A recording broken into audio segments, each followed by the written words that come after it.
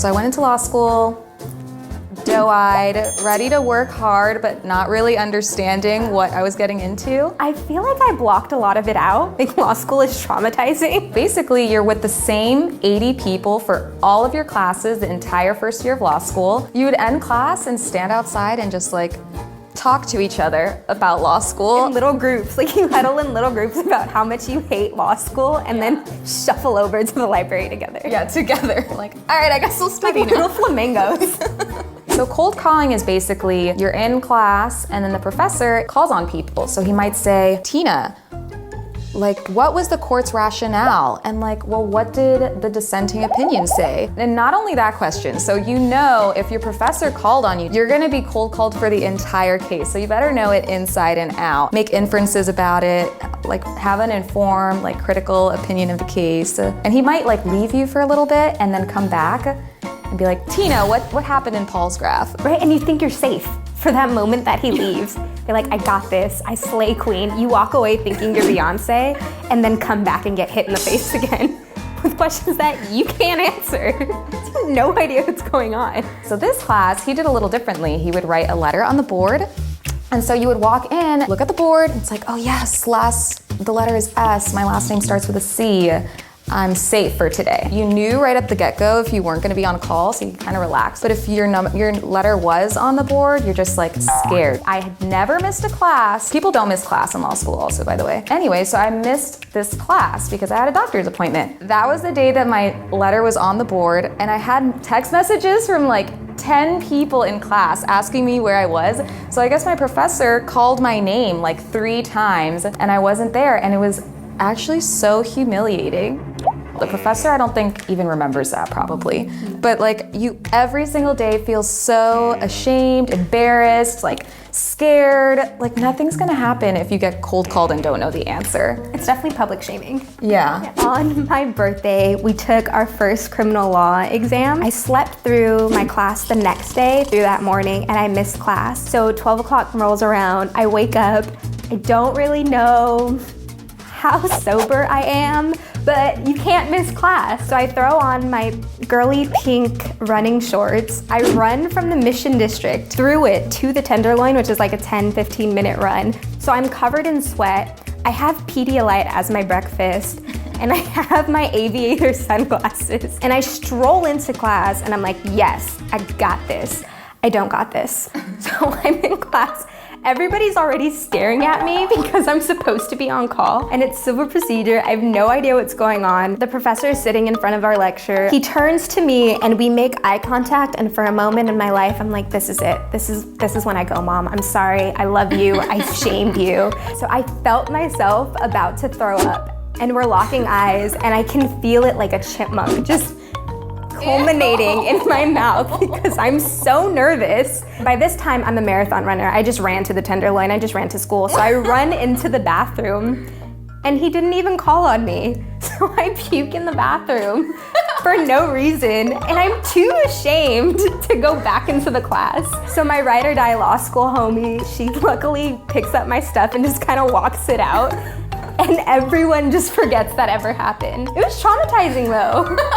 Ruined that bathroom. So I was sent to Texas for moot court, and it was the Houston competition. A moot court is like mock trial, but it's a little different. It's less exciting and theatrical, I think. We don't get to yell out, I object, and you can't handle the truth. One really old lawyer man comes up to us, and he was just talking to us. It was really early in the morning, and he looks at me and goes, I'm surprised they let women argue.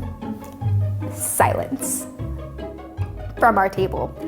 And we're from San Francisco area, so we're not used to the type of discrimination, or at least I'm not used to the type of discrimination that I would have to face in Texas. And without missing a beat, I just looked at him and was like, I look forward to surprising everybody. And it was something that I necessarily wasn't prepared for coming in to law school. Like, I didn't realize how much bias and prejudice I would get from current attorneys, especially being a woman of color, first generation law. But it was something in Texas that kind of hit me in the face, and that was my terrible experience. It like just threw me for the whole competition, so I did end up rolling my eyes and saying like, a lot. I got a little feisty, I got a little attitude over there. Yeah, I would leave, I feel like. We didn't get very far.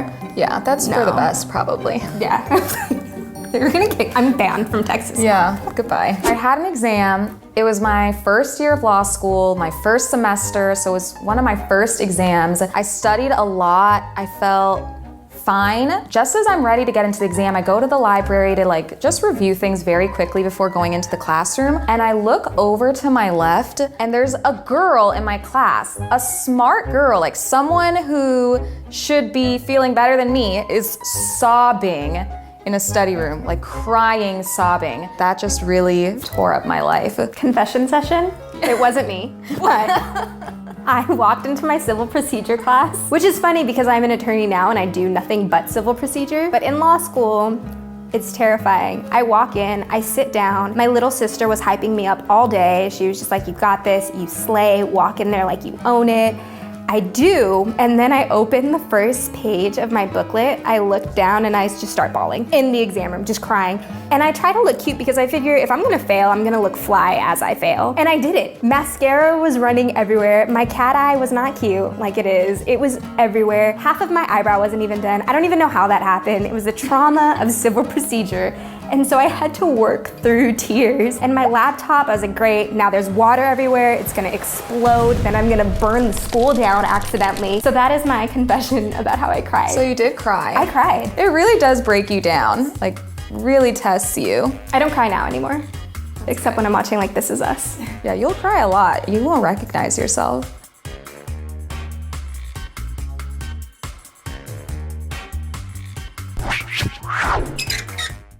My first law school exam, I was a 1L, and then you mean to tell me that this is my only grade for the whole semester? My first exam was criminal law, right? So, you guys, school exams are like 3 hours, y'all. Like, it's a long exam. So, you know, before the test even starts, I'm looking around. People, everybody looking nervous. The gunner's looking nervous.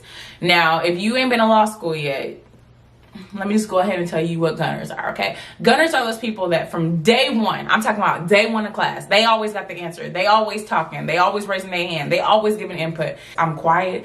Inside, y'all, I was screaming. You guys, I was so freaking nervous, and I was like, I'm messing this up, okay? And they have this, people call them gunners because like they just gun in to answer the question. They just gun into, you know, let the professor know they read. But you'll find a lot of times that the gunners aren't even the people who get the best grades. Like, they're just probably just the most extroverted, confident people. And I did my exams on the computer, so y'all. Some of that stuff I ain't never even seen before. I was like, we didn't talk about that. That wasn't on my outline. What am I going to do? Get to it. Like, sitting there is not going to do anything. And things will come to you as you get more comfortable, as those nerves start to, you know, calm down. So I thought. Exam's over. But gunner number one, gunner number two, talking about the test. Y'all, not what I put down on the exam. So I went from being nervous to being sad, okay? To being emotional and scared AF. Because I knew at that moment, I did not put that. I wasn't even close to that. So I knew I failed. Mindset is important though, okay? So I need you guys to learn from your girl and just have a positive mindset. Believe in yourself.